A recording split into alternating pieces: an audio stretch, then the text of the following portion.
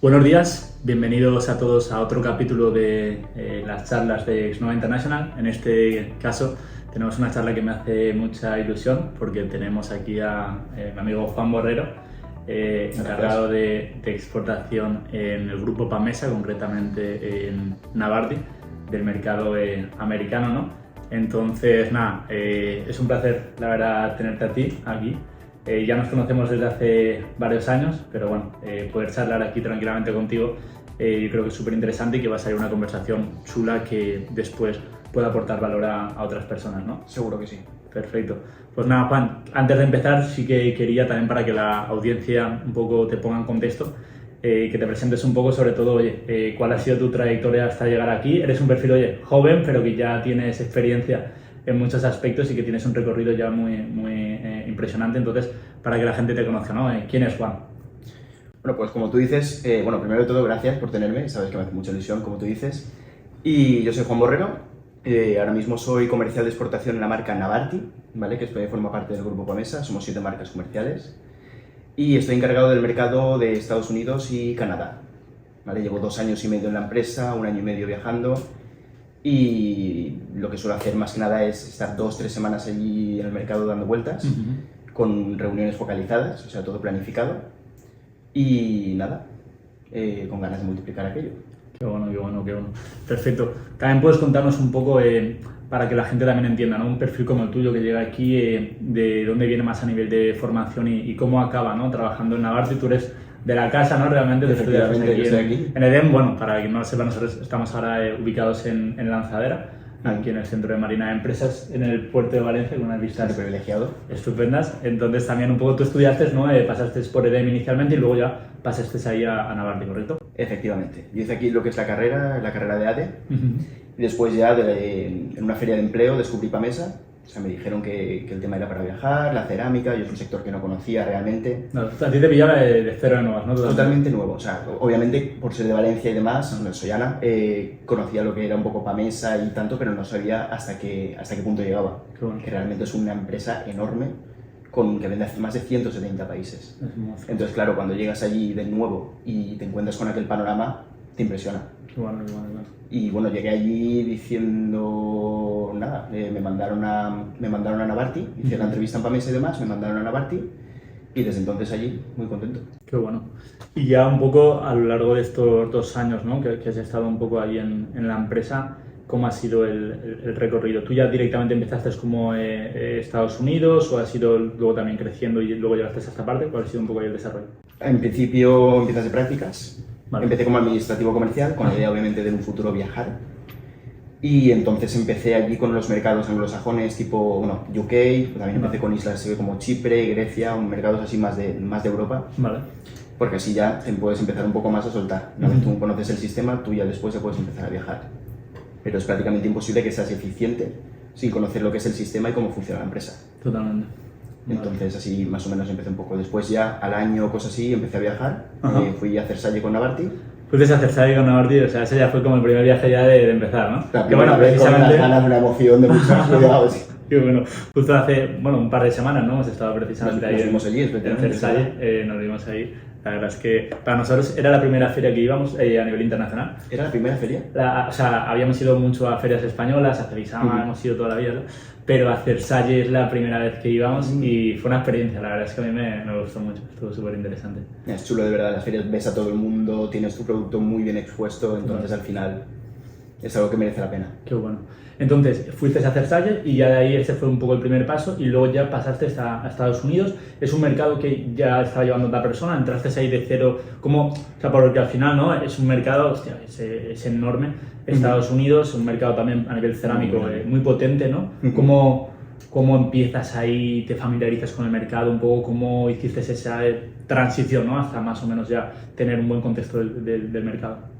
En un principio me prepararon para ese mercado, o sea, la idea desde que me dijeron vamos a empezar a formarte para viajar, la idea del gerente en aquel momento era que yo llevase a Estados Unidos. Estados Unidos ya desde el principio. Efectivamente, Estados Unidos lo llevaba el director de exportación, que llevaba a su vez muchísimos países, y entonces en un momento dado esa persona se fue de la empresa, que fue cuando yo pude entrar allí y ya me dijeron vas a empezar a viajar y te vas a ir a Estados Unidos y Canadá, Y nada, con todo el apoyo de ellos, del gerente de ahora, que Jorge, que tú lo conoces. Sí, sí, sí, Jorge. Pues para allá. Empezamos a conocer aquel mercado que, como tú dices, enorme. Qué bueno, qué bueno, qué bueno. Y ahí empezaste eso, con viajes, ¿no? Visitas comerciales. Efectivamente, cada viaje un mundo nuevo, cada viaje que volvía me notaba que había superado, como decir, superado como mis expectativas, he superado lo que, bueno, pues, miedos, cosas, clientes, ¿sabes? Total. Cada vez te notas un poquito mejor, por así decirlo. Qué bueno, no, súper interesante. Y además, justo has empezado en Estados Unidos en un momento de los más delicados, ¿no? Se podría decir en Estados Unidos. Ya en general, la situación a nivel global, hay muchísima incertidumbre, muchísima competencia, también cambios ahora de la IA, de tecnológicos por todas partes, que nosotros trabajamos diferentes sectores, ¿no? Y en todos los sectores vemos pues que están cambiando mucho las cosas, ¿no? en el corto plazo, pero además Estados Unidos y concretamente el sector cerámico también ha sido, pues ahora con todos los aranceles, con la competencia, un mercado muy delicado, ¿no? Ahí, ¿cómo ha sido esa situación? Cada semana estabas esperando que pasase algo. Totalmente. Estabas esperando a ver qué noticia dicen, a ver qué cosa pasa. Y así ha sido, o sea, este año ha sido pelear un poquito con esa incertidumbre que tú comentas. Totalmente. Es un tema que no ha cancelado, o sea, los aranceles y demás es algo que no ha cancelado lo que viene siendo todo lo que tienes pendiente, pero sí ha paralizado mucho la toma de decisiones. Claro. Entonces nosotros esperamos que ahora, con este acuerdo de la Unión Europea, que da un marco mucho más de seguridad para los clientes y demás, pues ya empieza a moverse mucho más y empecemos a confirmar muchos de los temas que nos quedan pendientes del año, que son, por ejemplo, pues nuevas líneas en distribución, que eso siempre es una inversión fuerte para el cliente. Entonces, claro, ante incertidumbre y ante no saber cuánto le va a costar un producto llegado a puerto, el cliente no se atreve a cogerte nada nuevo. Totalmente. Entonces, en esas estamos. Qué bueno. Sí, ahí lo que justo mencionabas, ¿no? Las empresas cerámicas, muchas de ellas se exportan a Estados Unidos, es un mercado muy importante para ellos, entonces no es que ni mucho menos la cosa se pare de un día para otro, pero sí que es incertidumbre. Lo vemos en otros sectores también, ¿eh? Lo vemos en sectores de mobiliario, lo vemos en sectores de alimentación, el hecho de, ostras, ¿cuánto voy a tener que pagar? ¿Va a cambiar esto un día para otro? Que muchas decisiones, incluso nosotros también hemos visto muchas decisiones de empresas españolas, ¿no? De cara a invertir en ese mercado. Sí. Oye, gente que a lo mejor se estaba planteando abrir una filial, gente que estaba planteando oye, hacer una inversión fuerte en personal y ponerlo allí. Pues claro, te lo replanteas todo y dices, ostras, pues igual me vale la pena otro mercado, ¿no? También como es algo que es incertidumbre y hasta que no se han visto un poco las reglas más claras, tampoco se ha sabido muy bien qué operar, tampoco podías tener una visión clara, ¿no? De, oye, pues me interesa más centrarme en Latinoamérica porque tengo claro que en Estados Unidos no es potencial. Hasta que no se ha visto un poco tal, no se ha podido tomar decisiones en base a eso, ¿no? Ha sido un año ahí un poco complicado en ese sentido, sí. Qué bueno. Y ya está, porque a mí también lo que me gusta mucho es eso, entrar ahí en los detalles, ¿no? De, oye, cómo es un poco tu día a día allí, o sea, este tipo de reuniones, un poco cómo las organizas, cómo funcionas. ¿Nos puedes contar un poco, pues eso, ¿no? Desde que empezaste, tú cuando empezaste, claro, esta persona llevaba este mercado, pero se había ido. Yo hice el primer viaje a Estados Unidos y que lo hice con esa persona. Vale, aún lo hiciste con esa persona, y hay un poco cómo funciona. Él te hace un poco la introducción, ¿no? Te presenta a todos los clientes con los que estamos hablando, y a partir de ahí tú ya retomas con ellos. Efectivamente. Vale. Mi operativa antes de un viaje, como siempre ya sabes, bueno, justo es con Exnova, empiezo a planificar con Exnova. Yo termino un par de meses antes, que no siempre se cumple, los estados que quiero visitar, o sea, siempre están los fijos, tipo Florida, Nueva York y California, que son los más fuertes. Y luego después, si tengo que hacer algún viaje de puerta fría y demás, que suelo reservarme de 2-3 semanas, suelo reservarme un par de días siempre para puerta fría, pues voy por con Exnova, selecciono ¿cómo se dice? El código arancelario de la cerámica, pongo el filtro de qué compra de Europa y según los estados, pues ahí voy haciendo una lista de a quién puedo visitar, a quién no puedo visitar. Que es mucho mejor que plantarte allí, que lo he hecho, que plantarte en la ciudad y buscar tiendas de azulejos, porque al final vas a 4 o 5 que no importan y demás y que no se atreven a traer contenedores y entonces al final lo que haces es perder recursos y tiempo. Entonces, pues es un poquito mi operativa. Vas más a allá. Cosa eso. Sí. Entonces siempre en los viajes vas reservando, ¿no? Dependiendo de la ciudad donde estés, unos días para hacer prospección a nuevas oportunidades y luego también tienes un tiempo más, ¿no? De oye, visitas a clientes que ya las tienes planificadas, entiendo en muchos casos, ¿no? Vas allí un poco y visitas ya pues, al cliente, el distribuidor y también tienes esas conversaciones, ¿no? de negociación. Efectivamente, de clientes que ya han sido más trabajados por la marca, digámoslo de esa manera, o sea, clientes más antiguos. o clientes con los que ya he entablado una conversación y quiero afianzar un poco ahí la relación. Porque más o menos también en el sector de la cerámica, ¿cuánto dirías que es la diferencia entre nuevo negocio y negocio recurrente, ¿no? De forma habitual, un poco que digas, oye, pues esto siempre son todos los años y estos son nuevas oportunidades que vamos abriendo. Este año pues hemos abierto, no sé, un crecimiento de un 20%, algo así, más o menos. ¿Cómo funciona esa operativa? La mayor parte del negocio para mí es el cliente recurrente. O sea, al final la cerámica, como te he dicho antes, es una inversión fuerte para cualquier cliente. O sea, al final traer contenedores, estocar y demás es carísimo.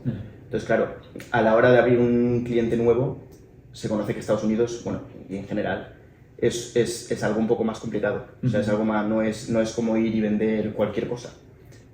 Estás hablando de que estás poniendo encima de la mesa que una persona ponga a su equipo a traer el contenedor, a estocar el material, a distribuirlo, que luego no funcione, que luego sí funcione.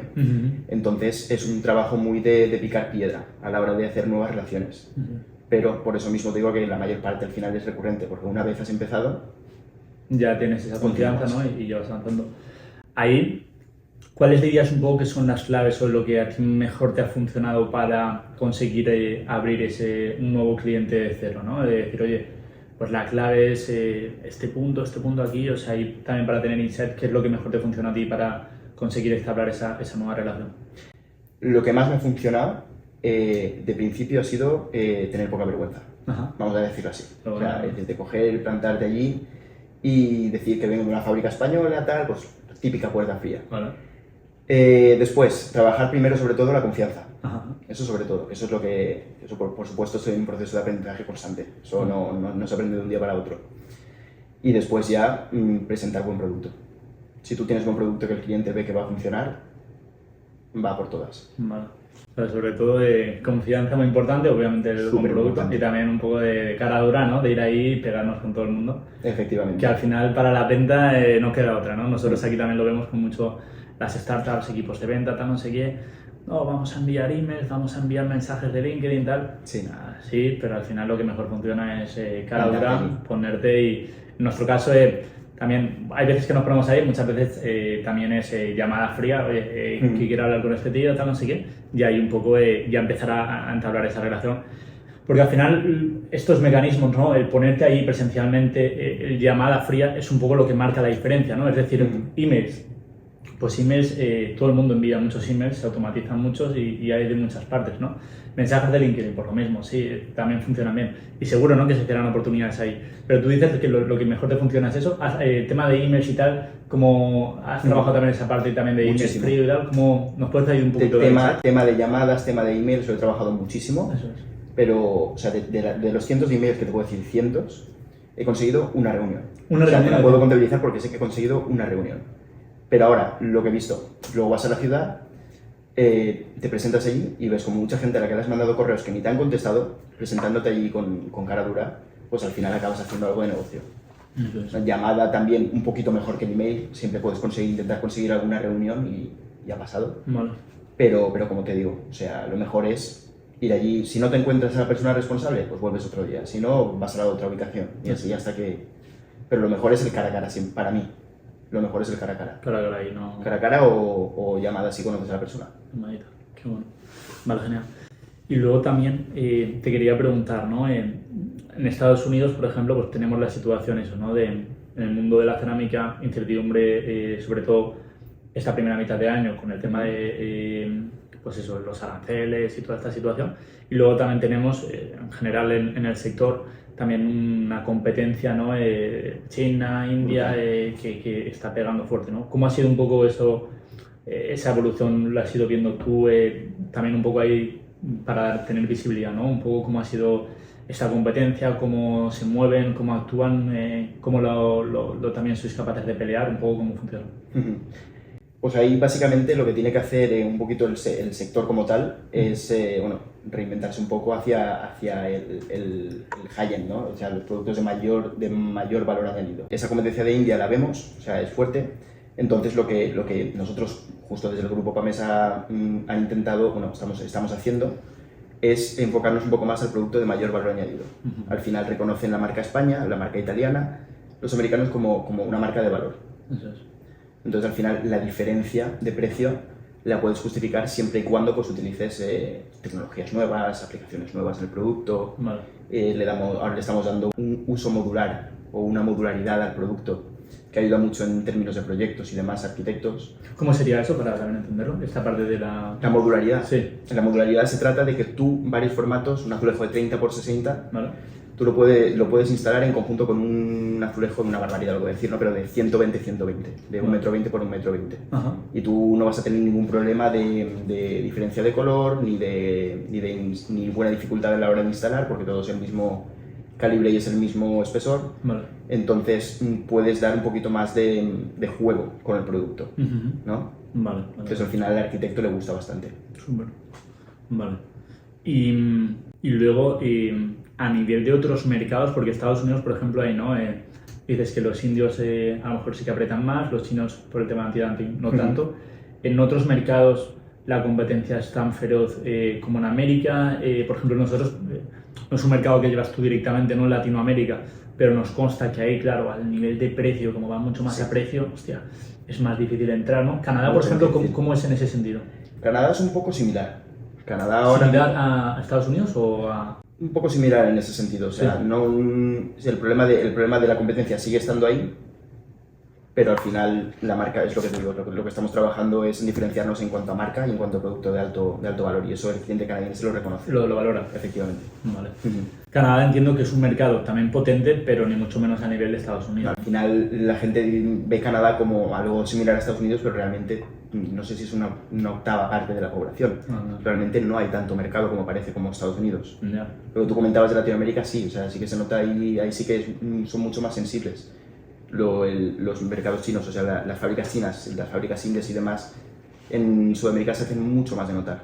Ahí sí que apretan más fuerte, ¿no? Y pues al final sí que igual puedes diferenciarte y tal, pero ya pues seguramente no con todos los importadores, no todos los distribuidores les interese ese high-end, sino que ya tienes que ir un poco ahí a un tipo de cliente, pues eso, sí, un importador pero muy concreto, ¿no? De Latinoamérica, que igual ya no hay tantos como podríamos hablar en Estados Unidos, que esa calidad sí que se valora más, ¿no? Efectivamente, son mucho más sensibles al precio.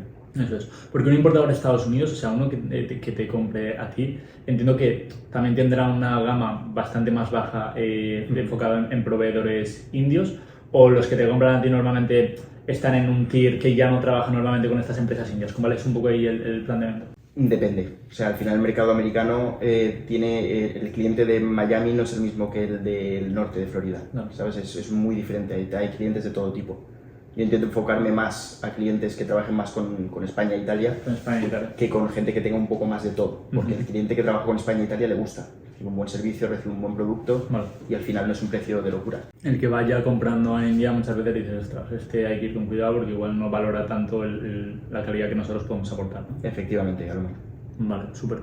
Y siempre, ¿no? Se habla, obviamente, ahora mucho de India y todo esto, pero siempre también se ha hablado históricamente mucho de la competencia con Italia, ¿no? Y un poco ahí el posicionamiento de cada uno. Venimos ahora, pues eso, de Versailles. ¿Cómo ves el producto italiano posicionado versus el español? También un poco ahí la evolución histórica. ¿Cuál es un poco la situación? Pues tradicionalmente el mercado, o sea, la marca Italia siempre ha sido más fuerte en cuanto a diseño, en cuanto a calidad y demás, pero yo creo que eso ya no está pasando. Ya España ha llegado a un punto en el que, yo te hablo de Pamesa, el grupo Pamesa tiene mucha fuerza, se está invirtiendo mucho en lo que es calidad, en lo que es diseño, en lo que es producto y demás, entonces ya realmente la diferencia de la que hablan yo creo que es más psicológica en la gente que lo que en realidad es. En realidad la realidad del producto ya está muy a nivel, ¿no? A día de hoy. Muy parecida. Vale, súper. Por no decirte igual. Vale, súper. Vale, también luego te quería preguntar un poquito más ya sobre lo que sería la parte de las ferias, ¿no? Justo veníamos hace un par de semanas de Versailles, tú siempre estás, ¿no? En coverings para abajo. Y comentamos, de hecho, antes también un poquito acerca de Cebisama, que este año ha cambiado, ¿no? Cuéntanos un poco cómo dentro de la operativa, ¿no? de tu trabajo como export manager encajan las ferias, cuáles sueles ir. Entiendo que a Cebisama, Versailles y Covering son las habituales, no sé si hay alguna más que vayas. Y un poco también ahí cómo has visto la evolución de las ferias, un poco la situación de Versailles, de Cebisama, ¿no? Un poco ahí también eso, cómo se encaja. Bueno, vosotros como parte del grupo Pamesa hacéis un planteamiento ahí un poco distinto en ese sentido. cuéntanos, o sea, si quieres empezando un poco ahí por la parte de, ¿vas a otras ferias o estas son siempre las habituales y cómo las gestionas en tu día a día? Pues mira, las ferias, yo te puedo hablar un poco más de lo que he escuchado, de realmente de lo que he visto, ¿no? Porque yo al final del día llevo 3 años, que tampoco es tanto tiempo, realmente no es tiempo. Y bueno, lo que he escuchado de las ferias, de lo que era antes a lo que es ahora, ha cambiado un poco, ¿no? El perfil ya, siguen viniendo los clientes, cada vez vienen más, pero ya no es como una feria en la que venían y te presentabas allí y hacías el año entero con la feria. Hacías pedidos, ¿no? Contenedores, la bestia, y ya rellenabas el libro. Eso no lo cuenta mucho, que antes era una feria que cogías y era pedidos, y mira, he vendido el año ya en Cepisama, ¿no? Efectivamente. Nosotros ahora ya el cliente ya está mucho más profesionalizado, al menos lo que yo he visto, es que el cliente está mucho más profesionalizado y ya no es te cojo esta serie y me traigo 10 contenedores el mes que viene, sino ya es un poquito más presentar muestras, verlo con que el cliente lo vea con todo el equipo, empezar con todo lo que viene siendo marketing para promocionar esa serie en sus mercados, en sus tiendas o cualquier cosa. Vale. Es un poco más de trabajo de fondo más que de inmediatez. En la feria, bueno, a mí la feria lo que me desemboca es eso, en trabajo de decir, vamos a ver qué series colocamos, vamos a ver quién la quiere, quién, ¿sabes? Un poquito...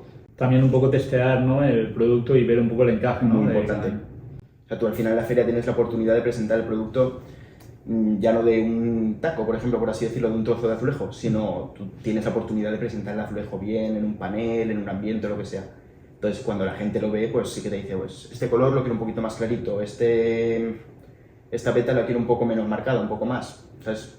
Tú tienes la oportunidad ahí de coger feedback también, ¿no? Súper importante. Nosotros lo cogemos muchas veces de tal, pues ahí en la feria es el mejor momento, ¿no? De también. Porque además tampoco te lanzas directamente, pues si nosotros nos lanzásemos a decir, vamos a fabricar 2000 metros de cada modelo de lo que acabamos de fabricar antes de la feria y luego a la gente no le gusta, no tiene sentido. Totalmente. Entonces, realmente tú ahí tienes una buena oportunidad para saber lo que tienes que hacer y cómo lo tienes que hacer.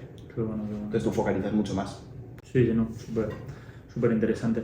Vale, y luego también para entender ahí, ¿no? De las ferias habitualmente, ¿qué números de los clientes que te visitan, ¿no? Y tal, y qué dirías de porcentaje que ya son clientes recurrentes con los que estás trabajando y cuáles nuevas oportunidades que consigues que no conocías de antes? En mi caso, la mayor parte son clientes recurrentes, lo que viene. O sea, no te quiero decir un 70, me parece muy fuerte, pero un 65 o 60% son los clientes recurrentes que vienen a verte, vienen a ver lo que has sacado y demás. Y luego las oportunidades que tú has conseguido, que muchas veces sí que te digo que se consiguen por llamada o por correo, o directamente en alguna visita, que tú le has comentado a esa persona, pues mira tal, si hoy no puedes, vente a la feria. Vente a la feria, allí nos conocemos, nos tomamos un café y demás. Y así, más o menos. De un poco los vas trabajando. Y por ejemplo, de estas nuevas oportunidades, ¿no? De un cliente que puedes conocer por primera vez en feria, ahí habitualmente ese retorno de la inversión, ¿no? O poder tener visibilidad un poco a nivel de proceso de venta. Nosotros es que, claro, venimos de otro sector totalmente diferentes, entonces lo miramos todo mucho en, oye, desde que tienes el primer contacto con el cliente hasta que convierte, tal, no sé qué. Un poco ahí en vuestro sector, ¿cuáles son los tiempos que se suelen manejar? Entiendo que, claro, es un planteamiento mucho más pues oye, se hace una apuesta ahora y es un importador que igual te compra dentro de unos meses, dentro de un año, ¿no? Es como fue un poco esa parte. Depende un poco aquí también de la envergadura del cliente o del proceso interno que tenga el cliente a la hora de adoptar nuevas líneas, o sea, nuevas líneas de producto. Entonces, los más grandes sí que suelen ser un poco más lentos, un poco más de, bueno, me gusta esta línea, mándame muestras, nos reunimos, vemos a ver con todos los equipos de producto y demás. Y lo que sí que puede ser un poco más inmediato pueden ser los clientes más pequeños. O sea, las tiendas que sí que importan o el cliente que tiene 3 o 4 tiendas y sí que se puede permitir el estocar. Eso sí que lo puedes ver un poco más inmediato, pero lo que es el fondo, o sea, sí que tarda un poquito más en verse. Qué bueno, vale, súper interesante. ¿Y cómo tenemos entonces la situación ahora, ¿no? Vale, teníamos Versailles, Coverings y Cepisama. ¿Cómo ves tú la situación un poco de estas 3 ferias? Porque ahora, por ejemplo, tenemos el tema de que Cepisama este año no va a suceder. ¿Cómo es un poco, desde tu punto de vista, ahí el planteamiento y también un poco cómo vosotros desde Pamesa lo vais a plantear? Pues bueno, Versailles nosotros pensamos acudir. A ver, hablar en nombre del grupo, sinceramente no, obviamente no tengo la potestad.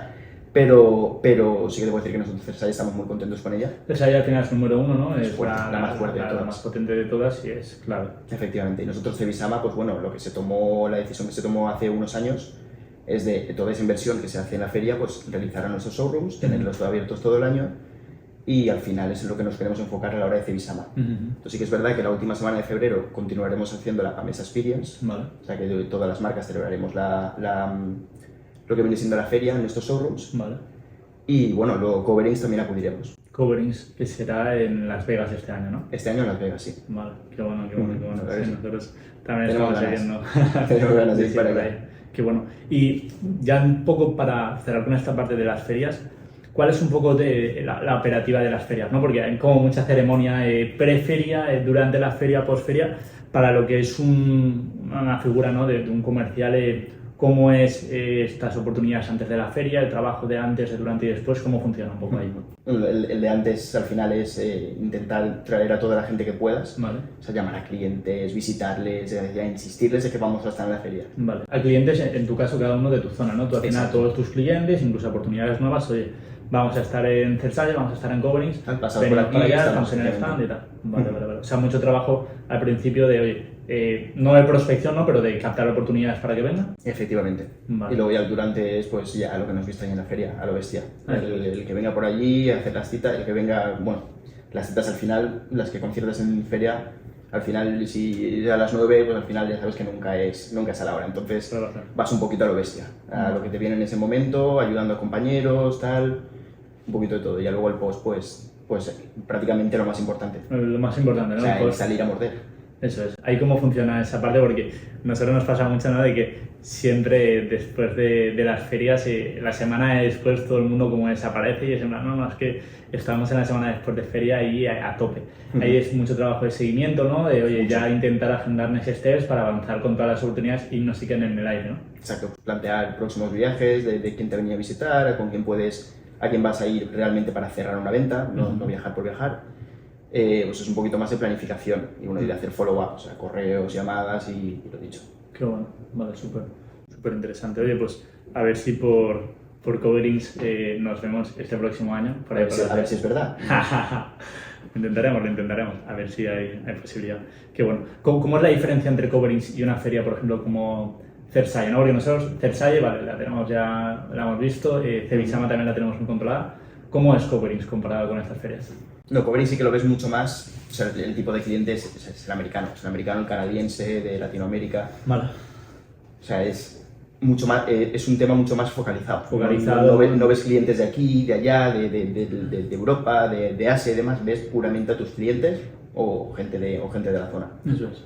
O sea que para hacer lo que viene siendo clientes nuevos y demás, Coverings es muy, muy positivo. Claro, sobre todo para ti, ¿no? Desde América, al final ahí lo trabajas todo en base a un poco ese tipo de ferias. ¿Hay mucha diferencia entre la inversión de un Coverings y un Cersalle, por ejemplo? Ahí no sabría decirte. Vale. Ahí no sabría decirte porque son los números, yo no.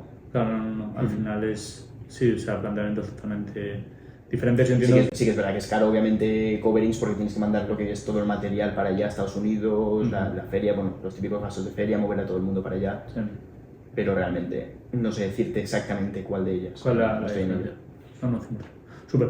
Vale, y ya para un poco acabar, al final nosotros también lo que hacemos al final es, oye, intentar aportar todo lo que son datos a este mundo, ¿no? de comercio internacional, a los departamentos de exportación, para ayudar un poco a las empresas y también eso, entender ahí toda la parte de cómo la tecnología y los datos puede ayudar, ¿no? a haceros el día a día más sencillo. Claro. Tú un poco, ¿cómo ves en un sector tan, al final, old school, ¿no? Claro. Como la cerámica, Sí. ¿no? Seguramente de los más, nosotros trabajamos en muchísimos sectores, el cerámico siempre es como eso, el más ahí, uno de los más tradicionales, ¿no? De toda la vida, tal, no sé. ¿Cómo ves un poco la evolución del sector a nivel de adopción de tecnología y de datos? Ya no solo de Snova, ¿no? Sino un poco entendiendo ahí, pues, también el tiempo que tú has visto, entiendo que obviamente la situación hace 10 años sería totalmente diferente a la hora, pero un poco ahí cuál es tu feeling también con los compañeros, un poco lo que tú vas haciendo. Pues se reduce, bueno, yo lo reduciría más que nada a lo que comentábamos, ¿no? Al final la profesionalización no vamos a decir del sector, pero de lo que viene siendo el tener los datos a tu disposición, lo que hace que tú puedas ser mucho más eficiente. O sea, yo no me voy de viaje y me marco, o sea, y cojo allí el Maps y voy a ver las tiendas de quién compra azulejo, sino yo ya sé quién importa, quién tal, quién no sé qué. Luego también el tema para controlar los stocks, la rotación de los modelos, o sea, para tú saber más que nada que fabricar durante el año ser mucho más eficiente. O sea, al final lo que un modelo genera cuando se mueve, ¿no? Pues así un poquito todo, vamos a decirlo. Súper. ¿Ves que poco a poco el sector va adoptando herramientas de tecnología y de datos y que poco a poco se va viendo un poquito más la evolución en ese sentido? ¿Un poco ahí cómo lo ves? Sí, sí que lo veo. O sea, cada vez se ve como en la toma de decisiones del día a día, lo que se utiliza son datos. O sea, este color se ha vendido en este país, este color no se ha vendido en este país, pues ya sabemos que el blanco es para Estados Unidos y el gris para Bélgica, por ejemplo, vamos a decirlo así. Entonces, un poquito para todo, vamos a decir que se toma. Qué bueno, sí.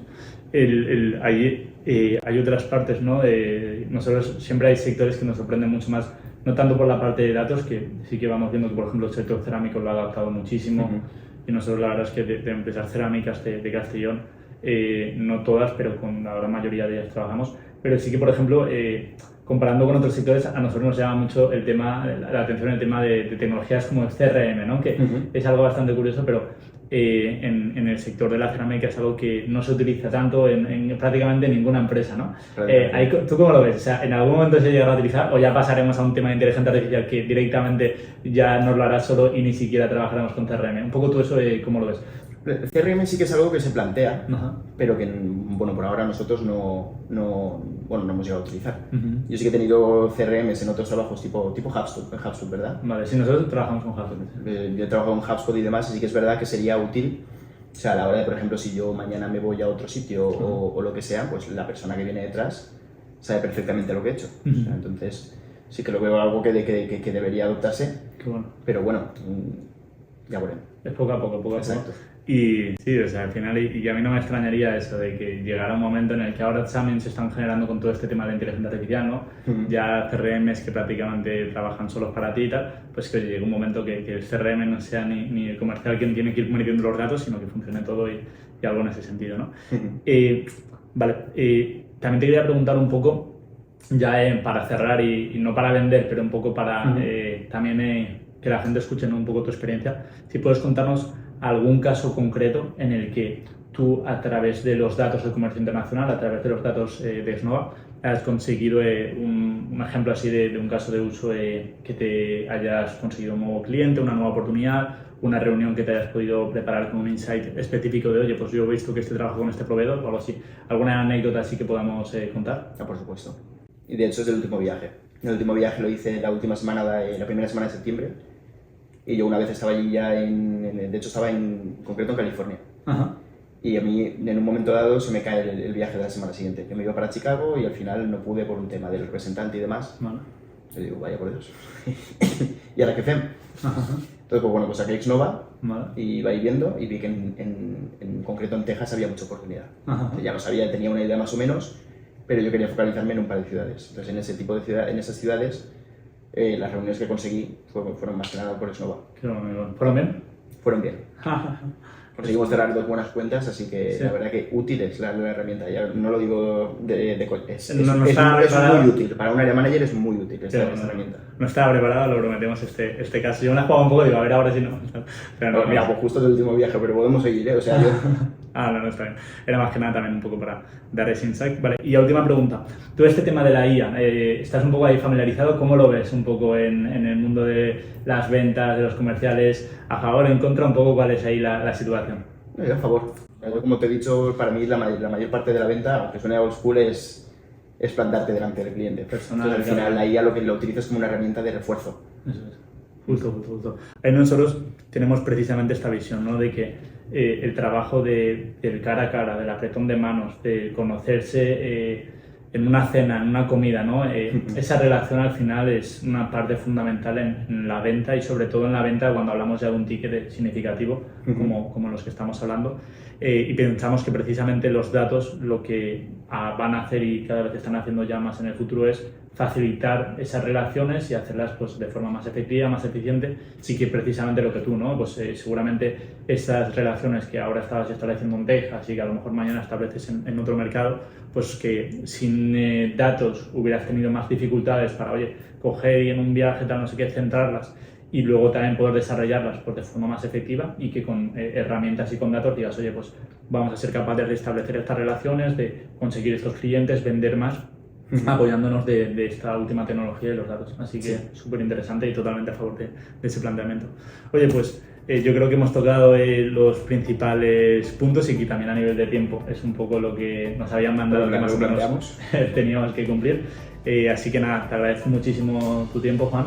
Un placer trabajar contigo desde ya pues, varios años que llevamos trabajando con Navarti. Un placer que le sigas sacando el máximo partido a Snova. Ojalá que podamos mejorarlo muchísimo y que te ayude con muchísimos más clientes. Y entonces nada, encantado de estar en tu casa, encantado de tenerte por aquí y ojalá que podamos continuar y ojalá que dentro de unos años también hagamos otro podcast para actualizarnos un poco de la evolución de todo esto de los datos. Un poquito más de experiencia, vamos a decir. Eso es. Pero bueno, ha sido yo creo que también súper interesante y un punto de vista muy potente. Así que mil gracias, señor. Muchas gracias a ti.